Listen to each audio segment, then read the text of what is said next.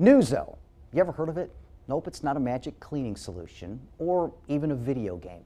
It's the city's new zoning ordinance. You may follow up with, well, what's that?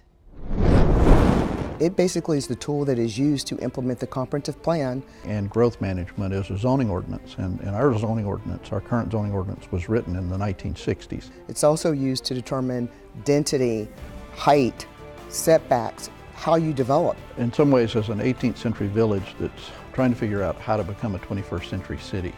Which is our city. As Alderman Durrance says, our zoning ordinance is almost 60 years old. We've had to do a number of amendments, text amendments, map amendments, as well as issue a variety of variances over the years, leading to the point now where our current zoning ordinance has got 70 zoning districts, which is unmanageable. And we've come to the point now where we believe there needs to be a more comprehensive overhaul in terms of establishing a new ordinance. Just the fact that the ordinance was not designed for the various patterns, different patterns that we've got today, has led to a lot of the variance requests that we get.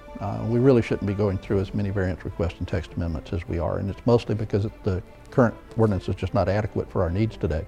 Hence, NewZo, a full overhaul of the old zoning ordinance, sort of like a clean slate. The overwhelming message that we're receiving from the public is this is something that definitely needs to get done, and it's definitely something that's long overdue. So we're moving as quickly as we can to do our due diligence in communicating with the public about these changes that are coming down the pipeline, listening to comments, making adjustments. Most of the changes that are being brought forth with this ordinance won't impact significantly, we believe, the average resident. There will be more changes in terms of, commercial impacts. The great thing is that we have an interactive website that's been set up, which is www.newzo.org, and on the website, individuals who live in the City of Savannah can go and look at the information that's on there, as well as type in their address and see what the existing zoning ordinance is and then the proposed zoning ordinance, and from that information determine what kind of changes will be impacting them.